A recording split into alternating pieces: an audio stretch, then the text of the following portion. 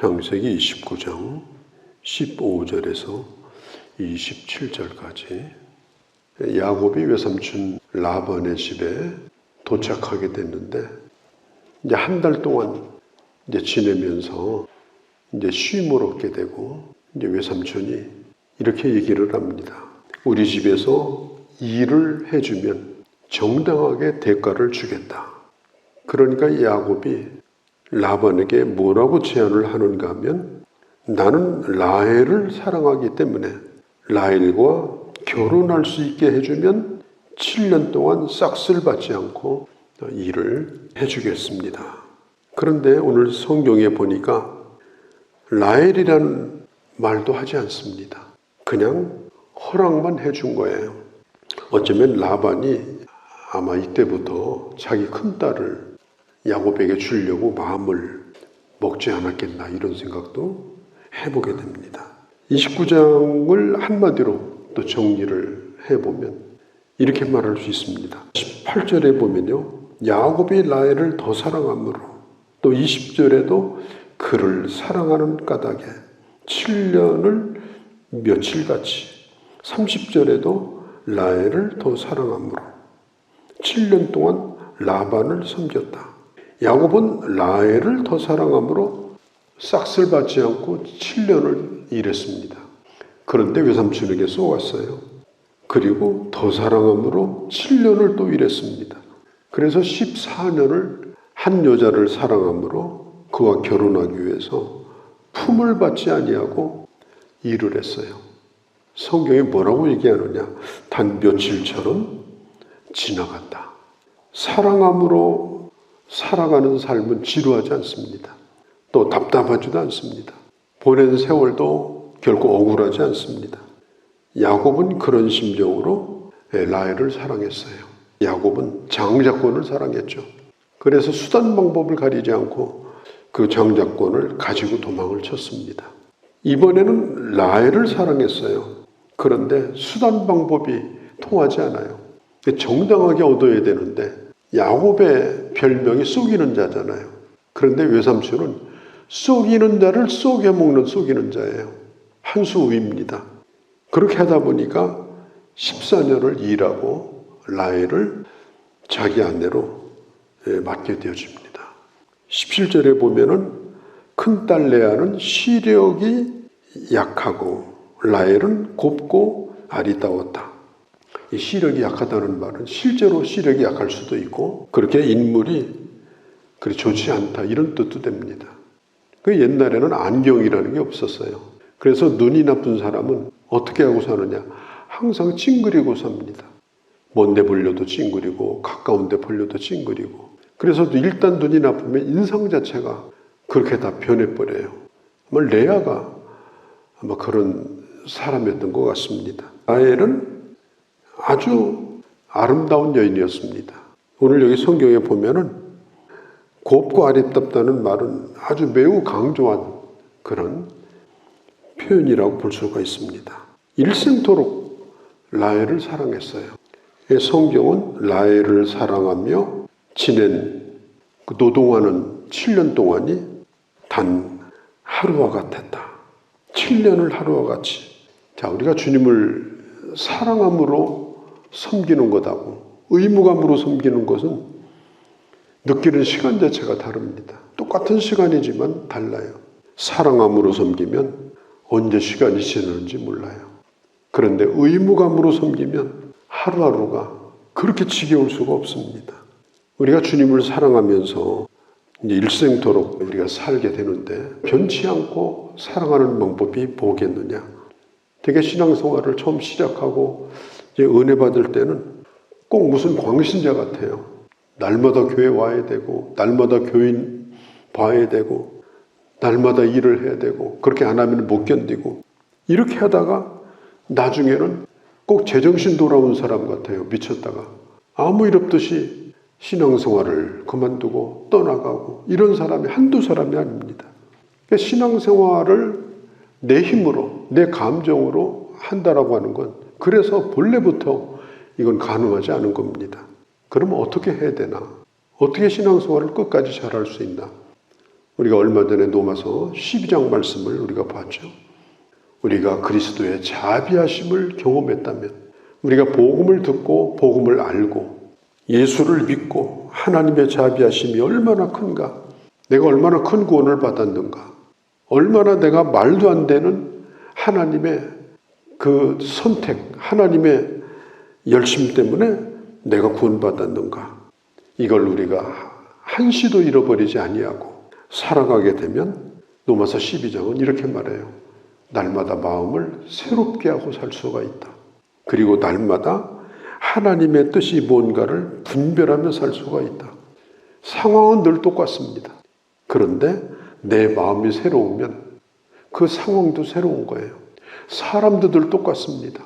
그 사람이 그 사람이죠. 그런데 내 마음이 새로워지면 그 사람도 또 새로워져요. 신앙생활도 마찬가지입니다. 그래서 우리는 늘 새로운 마음을 가지고 신앙생활을 할 수 있도록, 수천 번 들은 말씀도 오늘 새롭게 들려지도록, 수없이 드린 예배도 오늘 새롭게 드려지도록, 그렇게 신앙생활을 하는 것이 중요하다. 그래서 날마다 새로운 아침을 맞는 게 중요해요. 우리가 새벽에 일찍 일어나서 우리가 주님의 은혜를 받는 것이 뭐예요? 날마다 새로운 하루를 시작하는 겁니다. 그래서 이것이 무엇보다도 중요한 거예요. 저는 30여 년 목회를 하면서 저는 저 자신도 생각해 보지만 또 우리 성도들도 또 생각을 해봐요. 저는 제 갈 길이니까 제 길을 가는 거죠. 우리 교회에 적을 둔 성도들은 그 목회자 한 사람을 바라보고 수십 년 동안 그 사람의 설교를 듣고 한 교회도 머물러 있고, 그게 인간적인 열심이나 인간적인 어떤 생각이라고 하면 그게 얼마나 힘들까, 저는 늘 그 생각을 합니다. 그렇기 때문에 목회자인 저 자신이 정말 새로워지지 않으면, 날마다 내 자신이 새로운 사람으로 하나님을 만나는 생활을 하지 않으면 교인들도 힘들겠다, 그런 생각을 해보게 돼요. 그래서 성도들이 새롭게 신앙생활을 늘 하는 것은 교회가 새로운 프로그램을 갖다가 그냥 큰 행사 치르고 또 일하고 그것 때문에 가능한 것이 아니고, 목회자도 날마다 새롭게, 성도들도 은혜 받고 날마다 새롭게, 그렇게 하게 되면 우리가 평생 한 교회를 섬기며 신앙생활을 해도 야곱과 같이 7년을 하루와 같이, 한 평생을 하루와 같이 그렇게 행복하게 신앙생활을 충분히 할 수가 있다. 저는 그런 생각을 해보게 됩니다. 지나온 시간을 보면 정말 7년이 하루와 같아요. 언제 그렇게 시간이 지났는지 정말 지겹고 지루하고 그렇지 않습니다. 야곱이 라헬을 사랑하듯이 우리가 주님을 사랑하는 마음을 가지고 신앙생활을 한다면 그것 자체가 그게 행복한 신앙생활이라고 저는 생각을 합니다. 야곱은 외삼촌에게 쏘은 걸 알아요. 외삼촌은 야곱의 약점을 잘 압니다. 그게 뭐예요? 목숨 걸고 라헬을 사랑하는 겁니다. 그래서 야곱이 절대 포기하지 않을 걸 알기 때문에 7년을 또 제한을 하는 거예요. 야곱은 그 길밖에 없기 때문에 억울한 줄 알면서도 결국 14년 동안 한 푼도 받지 않고 결국은 그 집에서 일을 하게 된 겁니다. 이제 먼저 결혼식을 하면 잔치를 해요. 온 동네가 다 알도록. 아마 조용한 결혼식보다는 라반이 그렇게 성대하게 결혼식을 치른 이유가 뭐냐? 물리지 않게 하려고. 내가 쏘았다 그런 얘기하지 않도록 온 동네 다 알리고 모든 사람도 초청하고 그리고 잔치도 크게 벌리고 그렇게 하고, 나중에 그 전날 깨보니까 레아가 옆에 누워있는 거예요. 레아가 누구냐? 그 외삼촌의 큰딸입니다. 이게 기가 막힐 일이에요. 그렇게 되어버렸어요. 그때 라반 얘기합니다. 결혼식 기간 동안에 입 다물고 가만히 있어라. 7일 동안 가만히 있어라. 그리고 레아와 같이 지내라. 그렇게 한다면 라헬을 너에게 주겠다. 야곱은 정말 억울하고 기가 막히지만은 어쩔 수 없이 레아하고 일주일을 지내고 그 다음에 일주일이 지난 다음에 라헬을 얻게 됩니다. 그것도 조건이 있어요. 7년을 더 일해라. 7년을 더 일해라. 그러니까 이 외삼촌은 대단한 사람이에요. 흠싹도 안 받고 조카 14년 동안 일 시켜먹고, 그 다음에 그 집에다 묶어두고 두 딸 노동력도 그대로 써먹고, 이 라반은 아예 천하의 사기꾼입니다.